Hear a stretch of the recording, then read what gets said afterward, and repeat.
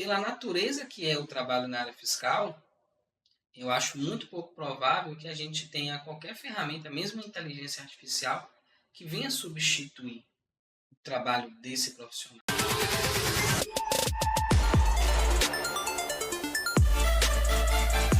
Olá, sejam todos bem-vindos à nossa live de aquecimento para a Semana da Automação Fiscal. Nessa série de 10 episódios, nós vamos tratar de desafios, oportunidades que possam transformar problemas da área fiscal tributária em soluções automatizadas. Eu me chamo Sandro Moreno. Eu me chamo Marcos Amorim. E no episódio de hoje, na nossa 9ª live, nós vamos tratar do seguinte assunto: a automação fiscal pode substituir o trabalho da contabilidade? E aí, cara, é um tema bem interessante. A gente está ouvindo falar disso o tempo todo, né? Com relação à inteligência artificial. E a gente até já falou um pouquinho sobre isso. Eu acho pouco provável que isso vá acontecer. Mas com relação à automação fiscal, é definitivo, com certeza não. Porque no final das contas o que a gente faz é desenvolver ferramentas que vão ajudar você a executar um determinado trabalho. E pela natureza que é o trabalho na área fiscal, eu acho muito pouco provável que a gente tenha qualquer ferramenta, mesmo inteligência artificial, que venha substituir o trabalho desse profissional. Até porque sempre que você resolve um problema, surgem outros, né? Por aquilo que pareça. Então, estou construindo agora uma automação, está chamada de Control Docs, né? Que é para ajudar a resolver os problemas comuns do dia a dia da área fiscal tributária. Então, uma coisa que o pessoal sempre me pediu muito, eu queria pegar os dados do SPED, trazer para uma planilha Excel, alterar tudo e depois trazer de volta para o SPED fiscal. Tem como fazer? Tem. Mas é algo bem complexo se você quiser fazer isso no arquivo inteiro. Então, o que eu pensei? Vou simplificar a coisa. Eu vou fazer só aqueles registros que são essenciais. Então, 80% do que é um SPED fiscal são os documentos fiscais. 80% não, botaria 90%. São basicamente os registros C100, C170, C190, D100, D190. Então, eu vou focar nesses registros e o cadastro de um produto que é o 0200. Vou focar nesses registros, pego eles, tiro do SPED, trago para a planilha, faço as alterações e depois eu devolvo. Pronto, lindo, o plano estava perfeito. E aí eu fui lá e resolvi o problema. Trouxe os dados, alterei, na hora de devolver, começou a dar os erros. 3, 4 erros. Pô, beleza, vamos resolver. Então você pega um problema e vai lá, aplica DMI e tal, resolve aquele primeiro problema. Beleza, aí fica mais 2 ou 3. Vou botar mais 3. Aí você resolve os 3 que ficaram. Quando você resolve o último, você pensa assim, pô, beleza, cara, agora resolveu tudo. Aí quando você importa esse pad, aparece mais 5. Porque aquilo que você mexeu gerou um impacto em outro lugar. Então, assim, quando você resolve um problema, normalmente você tende a gerar outros problemas.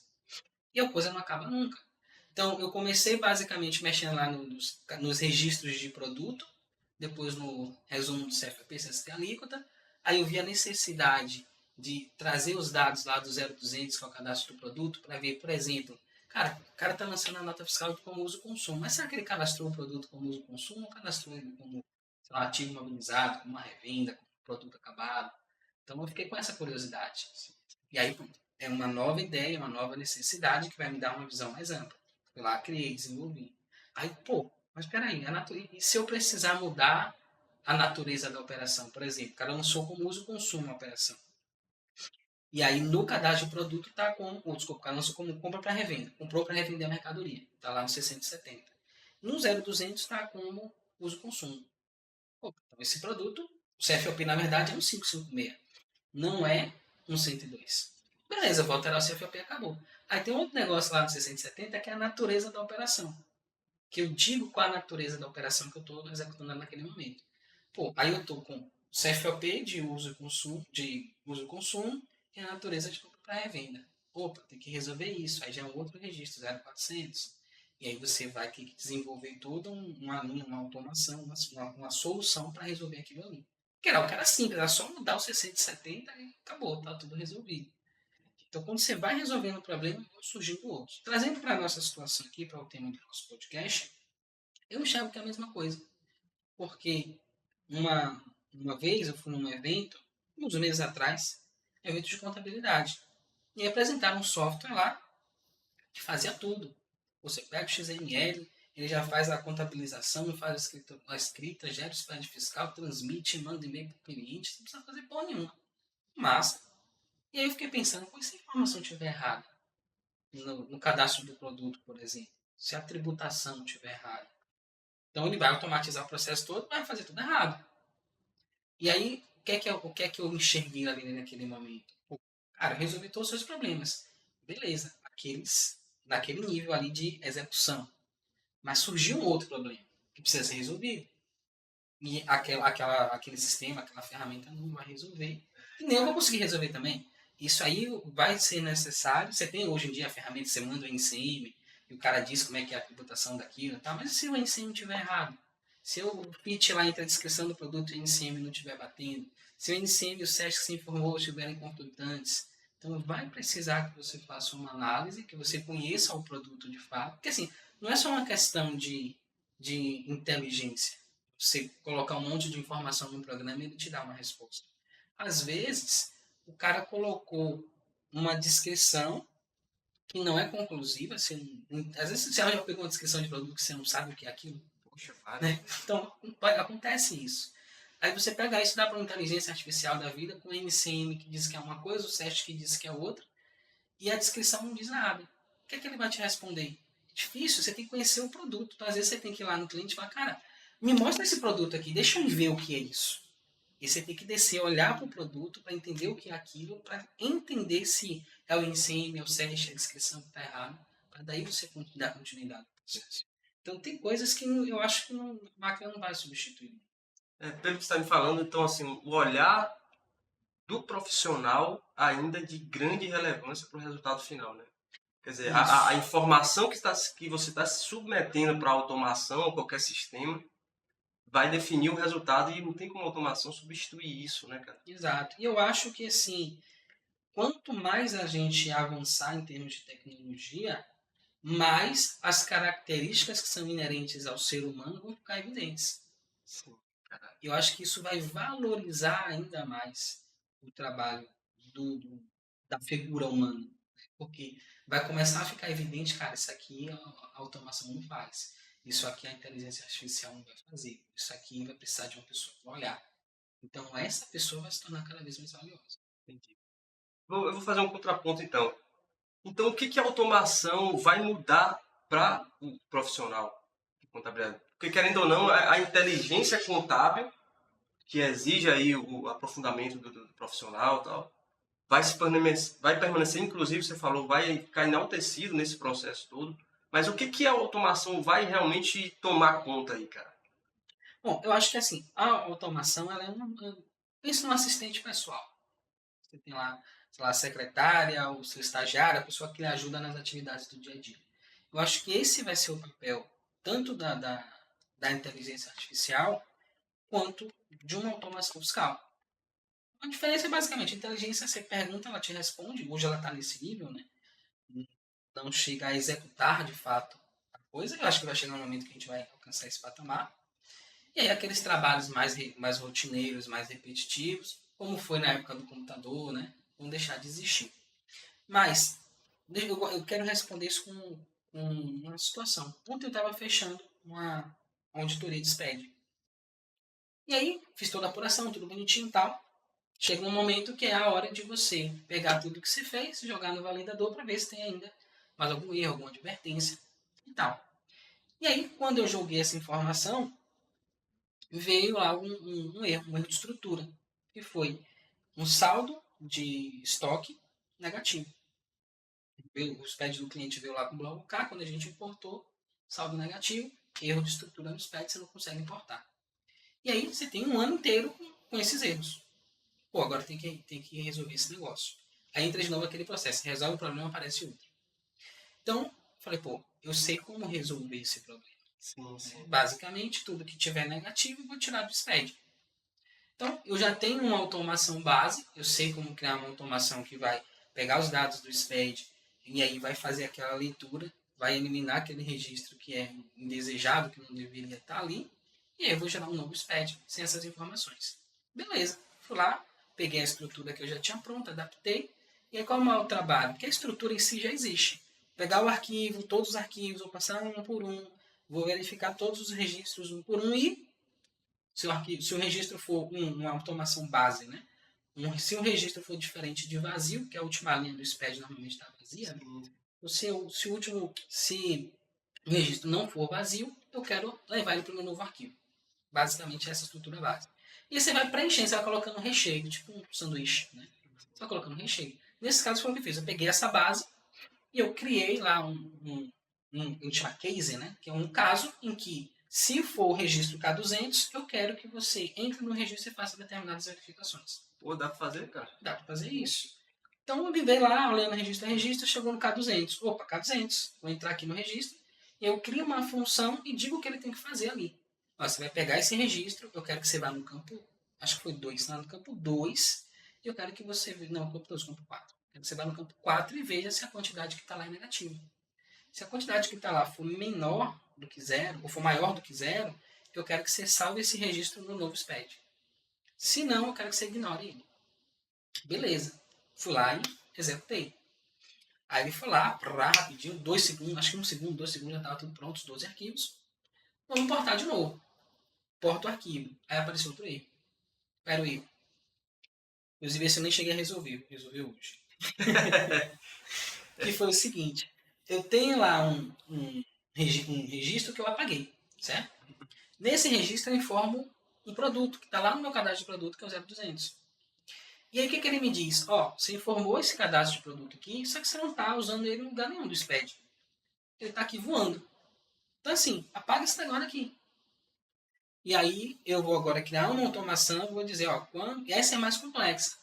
Porque não é só simplesmente olhar o registro e ver uma informação no cadastro e com isso levar ou não para um novo arquivo.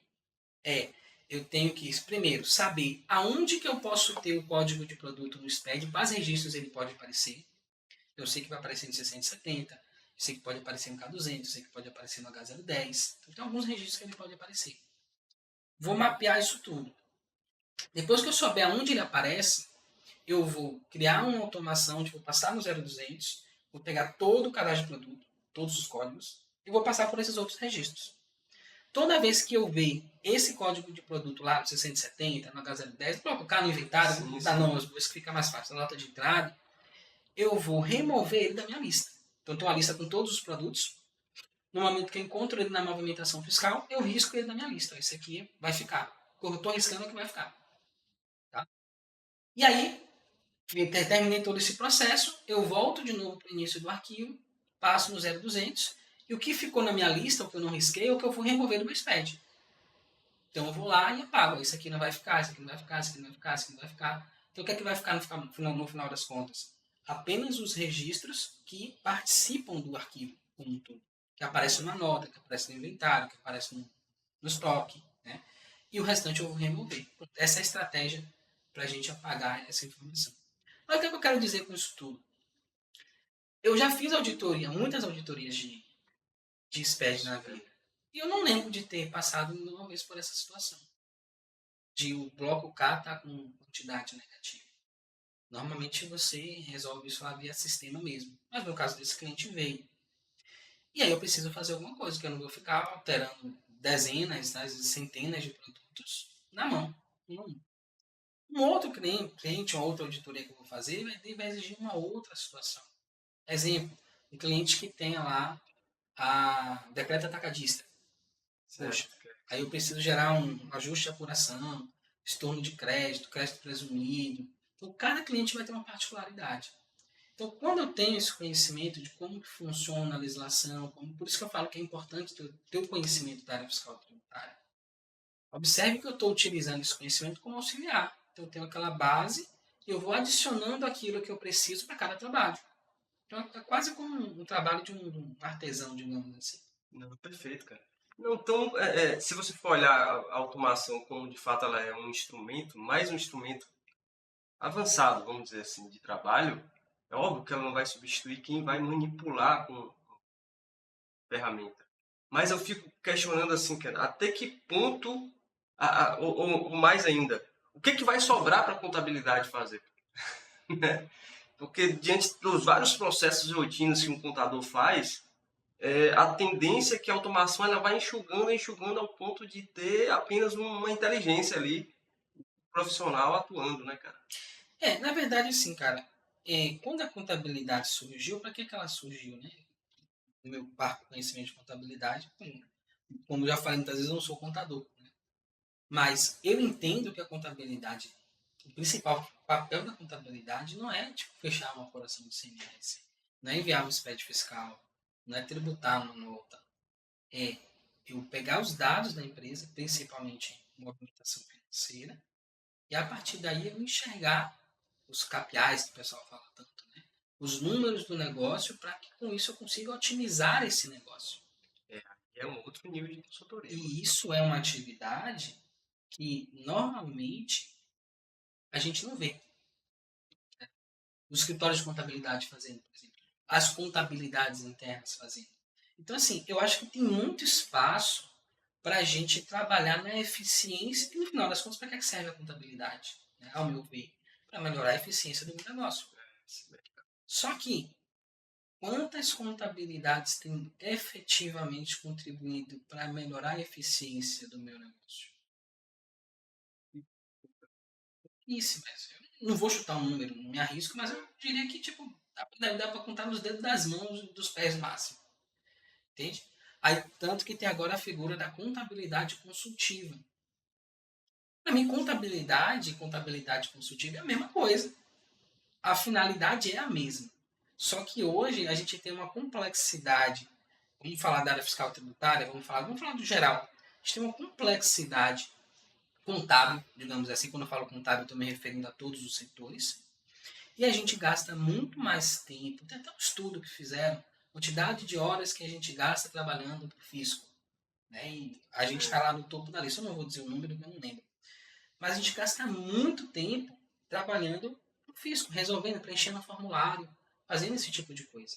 Quando o nosso principal papel dentro da área fiscal tributária, dentro do setor contábil, dentro do setor de pessoal, seria otimizar o funcionamento do negócio.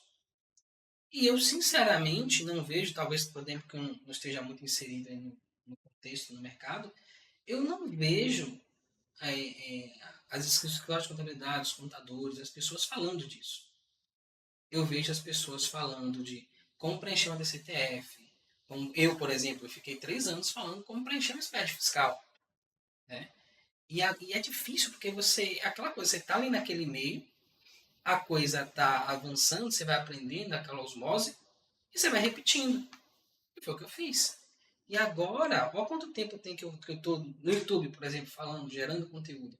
E só agora que está começando a cair a ficha de que, cara, toda essa parada que a gente está aprendendo e que a gente está procurando desenvolver aqui em termos de automação, tem que ter um objetivo claro, que é o que eu falo, de aumentar a receita, reduzir custo, reduzir risco da empresa, do meu cliente. Ah, mas então foda-se o fiscal, os SPEDs e tal. Não é isso que eu estou falando.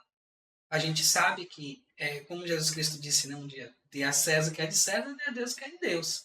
Então, trazendo para o nosso contexto aqui, cara, o meu objetivo é resolver o problema da empresa. Agora, para eu resolver o problema da empresa, eu vou precisar resolver alguns problemas fiscais e tributários também. E aí a gente vai atuar nisso, a gente vai resolver esse problema. Mas, tão logo eu consiga resolver essas questões fiscais e tributárias, cara, vai sobrar o que para mim? Cara, sobra um universo novo, que é você ajudar uma empresa a aumentar a receita, a reduzir custos, a reduzir risco, a melhorar a gestão, a melhorar a eficiência do negócio dela. E eu não vejo praticamente ninguém falando disso, praticamente ninguém fazendo isso. Então, assim, a gente está nessa busca. Quando a inteligência artificial vai resolver, beleza, vai resolver todos os problemas fiscais, tributários, a complexidade de tributação e tudo, tá, vai sobrar o quê? Pronto, agora a gente vai começar a analisar, por exemplo, a margem de lucro por produto. Agora eu tenho ferramenta para isso. Eu vou conseguir analisar o custo de aquisição. Porque o custo ele vai mudando. Né? Você chega lá numa planilha, preenche um número e acabou. Mas a cada compra que você faz é um preço diferente, o frete foi diferente. Isso é dinâmico. Né? E eu não acho que esse trabalho vai acabar nunca. Pensando assim também em precificação, né, cara? Quanto a questão fiscal tributária tem impacto no preço final e a gente não vê Precificação, o estoque, estoque. até os próprios erros de exemplo. Eu fui comprar essa semana Fone de ouvido. Meu fone tava ficando meio ruim, fui comprar um fone novo. Achei mais algumas coisas lá e tal. E eu sou fissurado com esse negócio de suporte de celular para carro. Parece que eu sou motorista de Uber. Toda vez que eu vejo um, eu já comprei uns dois, aquele que você pluga no vidro e o negócio não dá certo, sempre quebra. E dessa vez eu vi um lá que tinha um encaixezinho que prendia no retrovisor central, né, do carro. Aí eu falei, agora vai dar certo. Tinha um negócio de um guincho lá, um gancho, né, que você apertava, tá, agora vai. Comprei, cheguei no carro, o negócio não encaixou. Aí fui lá, falei com o vendedor, ele veio me ajudar para ver se encaixava. É, realmente, cara, seu modelo não vai, seu modelo de carro não vai funcionar. Não. Então tá bom, então devolver, né? A mercadoria e pegar o dinheiro de volta. Aí quando eu cheguei lá, foi uma outra vendedora que me atendeu. Você vai querer o quê? Eu falei, não quero nada, eu quero o dinheiro de volta. Eu acabei de comprar, vi que o negócio não vai prestar, comprei um monte de coisa aqui, eu só quero meu dinheiro de volta. Ah, mas aí eu acho que não vai rolar, não vai dar para fazer e tal. Eu falei, não, cara, você tem 30 minutos para cancelar a nota fiscal. Cancela a nota fiscal aí e devolve o dinheiro. Se for o caso, a gente refaz o processo todo, cancela a nota como um todo e me remite a nota fiscal. Não, eu estou confundindo a coisa. Ela queria fazer nota de devolução parcial. Eu falei, cara, não precisa, cancela a nota. E a gente repete o processo. Eu nem sei como foi que ficou lá o processo. Mas é muito comum numa situação como essa, por exemplo, devolve o dinheiro e não consegui mexer na nota fiscal de devolução. Acabou. Assim, aquela venda não aconteceu, de fato. Mas fiscalmente ela aconteceu. Sim. E o produto voltou para o estoque. Aí quando for fazer a contagem, vai ter uma a mais. Porque ninguém sabe por quê. Por causa desse tipo de situação. Porque muitas vezes a pessoa que está ali na frente não é treinada para fazer o procedimento da forma correta. Isso, por exemplo, é uma ferramenta não, mas é um procedimento que melhora a eficiência do negócio. Daria para fazer aí Daria para uma gestão disso aí, né? Daria, com certeza. Tem muita coisa, cara, que dá pra gente fazer a gestão. Porque no final das contas, a gente chama de automação fiscal, beleza. Mas no frigir dos ovos mesmo, o que eu faço de fato é analisar informações. Analisar, e a partir do momento que eu chego a uma conclusão com essa análise que eu fiz, eu faço uma manipulação desses dados para que eles fiquem corretos. Então, assim, no final de tudo, não seria uma automação, seria um processo de análise. Uma auditoria de dados, digamos assim. E eu acho que a gente vai migrar cada vez mais para isso. Ao invés de simplesmente criar, porque fica todo mundo procurando ao santo graal dos sistemas, que é um sistema que resolva todos os problemas. Não vai existir nunca, porque as situações são dinâmicas, as coisas vão mudando. Por isso é que eu falei, vamos imaginar um cenário em que a gente não tem nenhum problema fiscal, tributário, nenhum problema contábil. Vai sobrar o que para os contadores fazer? Vai sobrar ajudar a empresa a chegar no resultado, a melhorar, a otimizar, que é o que ela deveria fazer desde o começo da história da contabilidade. Cara, em algum momento a gente Se perdeu. se perdeu aí por conta do engrenagem tão pesada que é de trabalho braçal e tudo. Mas quando o cara criou essa parada toda, o objetivo dele era mensurar, analisar e melhorar a gestão de empresa. E você vê que pouquíssimas empresas fazem isso. A gente pode perder de vista o seguinte, você insiste em falar isso, poxa, um profissional, acima de tudo, tem que trazer uma eficiência para o seu cliente final, né, cara? Não apenas resolver situações que também é uma etapa, né, mas não apenas ficar apagando fogo e trazer uma segurança que é importante, como você fala. Mas, cara, se a gente for pensar a área fiscal como uma ciência, e de fato ela é, né, cara? Como uma ciência dentro de um ambiente empresarial, tem tudo a ver mesmo, cara. E por que a gente se perdeu nisso, né, cara? Não sei se fizeram de sacanagem, né? É aquela complexidade. E, por exemplo, qual é qual é o principal fator do que a gente faz aqui? O método TMI. Né? Definir o problema, mapear os passos, implementar a solução. E aí eu estava pensando outro dia, por que esse método ele é necessário? Porque a maioria das pessoas não tem clareza sobre o que vão fazer. E eu acho que a maior prova de que a gente não tem clareza, e não vou falar de forma geral, não só da área fiscal, tributária, tá? Da gente em coletividade, em termos de contabilidade como um todo. A maior prova disso é isso. Para que serve a contabilidade? Basicamente para registrar os fatos, fazer as análises e melhorar a eficiência do negócio. É como eu enxergo. Se está enxergando errado, se eu estiver cometendo alguma atrocidade, vocês podem colocar aqui nos comentários. Mas eu acho que é para isso que serve. E quando você vai para a prática, de fato, não é isso que está sendo feito. A grande maioria das empresas, mas a grande maioria das pessoas não está fazendo isso. Está resolvendo problemas fiscais e tributários, problemas legislativos, problemas com o fisco. É o que a gente faz na maioria das vezes. Pô, a complexidade é muito alta, beleza, ok. Só que observe, cara, a gente ainda não conseguiu resolver isso. E a gente ainda não tem, a maioria das pessoas ainda não tem clareza de que contabilidade serve para outra coisa, diferente de resolver problema do fisco. E a automação, de alguma forma, permite enxergar isso, né, cara? Não vou dizer, pode ser que sim, pode ser que não, vai depender muito de quem está utilizando. Porque se eu sou um cara, por exemplo, que trabalho no escritório de contabilidade, tudo que eu conheço é aquilo ali, e o meu trabalho é em lançar nota, fechar a apuração de imposto, eu inclusive posso sabotar esse processo de automação. E eu posso pensar como você falou, cara, depois que eu resolver isso tudo, vai sobrar um tempo. Tipo, eu vou criar uma puta ferramenta aqui dentro do escritório, vou resolver todos os problemas fiscais e tributários, e aí eu vou perder o emprego. Porque eu criei a ferramenta, aí os caras vão fazer uma ferramenta e vão me mandar embora. Então, assim, cara, eu vou fazer negócio. Vou fazer, mas assim, não vou fazer tudo. Vou segurar uma parte, porque senão eu perco meu emprego. E se você para pensar, talvez é assim que funciona o processo todo. Eu lembro de um post que eu estava vendo no Instagram, de um. Aquele. Não era um desenho, mas era tipo assim, tipo uma série de Família Dinossauro. Na época que eu era criança. E lá tinha a menina, a Charlene, que era a filha do cara lá, e ela entrou no emprego novo. Chegou lá no emprego novo e tal, desceu a madeira, bora trabalhar. E a chefe chamou ela. Ó, chamando você aqui porque desde que você chegou, a eficiência do nosso negócio aumentou em 200%. Ai, que bom, tá? Bom, isso é péssimo. E ele começou a brigar com a menina porque a eficiência do negócio tinha. Ela falou assim: você tá brigando comigo porque eu tornei o seu negócio mais eficiente. Não fala essa palavra.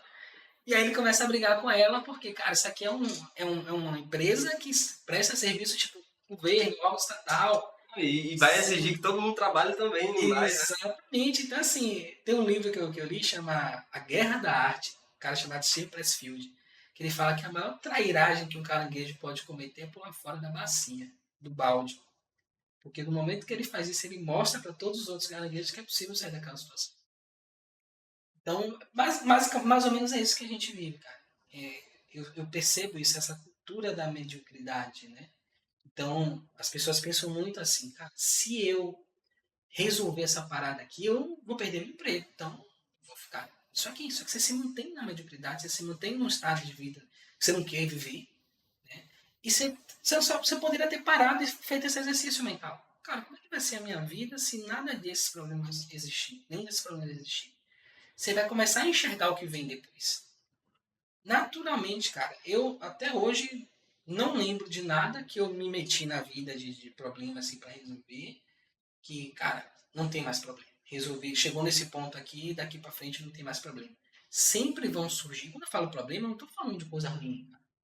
Eu estou falando de oportunidades de crescimento, de desenvolvimento, de você ganhar mais, de você ser mais reconhecido, de você aumentar ainda mais a contribuição. Né? Tipo, a gente sente, naturalmente, o ser humano ele sente, até estudos falam sobre isso. Um prazer quando ele gera um resultado, quando ele contribui na vida de outra pessoa. Então, assim, isso é infinito. Né? E a gente tem essa possibilidade. Só que a gente precisa enxergar além dessa barreira, né? Da mediocridade. Cara, não vou fazer isso, porque senão eu perco meu emprego. Tem uma outra frase de outro cara que eu gosto muito, que é o outro que ele fala que a coisa mais difícil que tem no mundo é você convencer uma pessoa de algo que o salário dela depende que ela não tem. Então, quando você começa a falar pro cara algo que ele acha que vai colocar ele em risco, vai ameaçar ele faz questão de não entender aquilo. Cara, né, ainda dentro desse contexto assim, de automação, até que ponto a automação vai impactar o profissional contábil, eu já vi também você comentando, Lacão, assim, de situação. Cara, hoje, já há alguns anos fazendo automação, enfrentando desafios de diferentes situações dentro da área fiscal. Então chegou um momento, cara, que eu não estou enxergando nem mais documento. Só vejo dados na minha frente, né, cara? Para um pouquinho disso aí, mano. Sim, e chega um momento que você começa a sacar isso, né? Porque, pô, tudo que eu faço, basicamente eu não vejo mais DANF, não vejo documento. Documento manual, não sei. Eu vejo, tipo assim, quando eu vou visitar um cliente, aí ele vem, cara, tem essa operação aqui, me ajuda. Normalmente eu vejo o DANF assim também. Só que aí é diferente, né? Não é fisicamente, a pessoa manda pelo WhatsApp, manda pelo Telegram, e aí me faz uma pergunta com relação àquilo. Mas normalmente a gente está trabalhando com dados. Eu pego um arquivo XML, eu trago os dados para dentro de um computador, de uma planilha, do que quer que seja. Os SPEDs a mesma coisa, eu vou cruzando dados. E muitas vezes nem vejo os dados. Eu crio um fluxo daquela informação. Cara, essa informação vai vir aqui, vai encaixar aqui, aqui a gente vai fazer isso tal. E não tem como ver os dados, porque como eu falei, a gente cria uma automação que você clica num botão e em 1 segundo, 2 segundos às vezes, você já processou tudo. Né? Então eu não consigo enxergar os dados. Então, se eu não consigo enxergar os dados, como é que eu consigo resolver os problemas? Porque eu sei quais são os dados, eu tenho uma amostra, por exemplo, pego uma nota, por exemplo, para resolver esse problema lá do SPED que eu te falei de extrair os dados do SPED para dentro de uma planilha, depois trazer de volta para o SPED. Eu preciso de uma nota fiscal.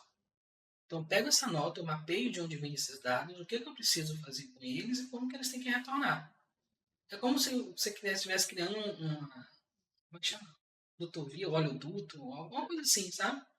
Você está criando um duto que ali dentro vai passar informação. Então, se tiver algum furo, né, algum problema no circuito desse duto, a informação vai se perder. Vai chegar do outro lado a informação errada, ruim. Então, o que é que a gente precisa fazer? Criar um fluxo, criar um caminho para que esses dados passem e cheguem onde precisa chegar da forma que tem que chegar. Seria mais ou menos também uma outra analogia boa que me veio, foi a do processo de produção de refinamento de petróleo, né?